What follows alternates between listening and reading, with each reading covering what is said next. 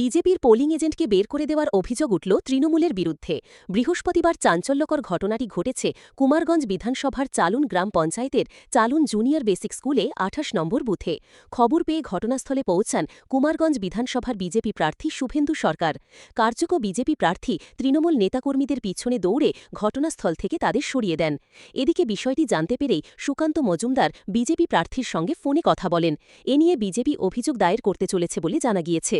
BJP প্রার্থী একসঙ্গে ঝামেলা কিছু একটা হয়েছে, কি দেখুন, আমার বিজেপি প্রার্থীর অফিসের সাথে কথা হলো। প্রার্থী যেহেতু ব্যস্ত এই মুহূর্তে, আমাদের চালুন অঞ্চলের ২৮ নম্বর বুথের যে এজেন্ট, বিজেপির এজেন্ট, তাকে বের করে দিয়েছে তৃণমূলের ওখানকার একজন স্থানীয় দুষ্কৃতী।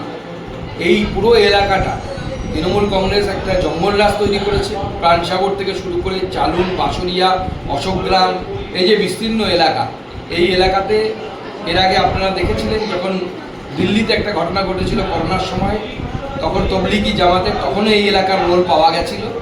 তৃণমূল কংগ্রেস ভাবছে এই সমস্ত উগ্রপন্থী উগ্র মানসিকতার মানুষের তাদের ভর দিয়ে তারা ভোটে জিতবে। তৃণমূল জিততে তো পারবে না, কুমারগঞ্জও হারবে এবার তৃণমূল। অভিযোগ করছে, আমাদের প্রার্থী অভিযোগ করছে এবং তার বিরুদ্ধে আইনানুগ ব্যবস্থা নিতে হবে, নাহলে আমরা আগামী দিনে বৃহত্তর আন্দোলনের কথা চিন্তা ভাবনা করব।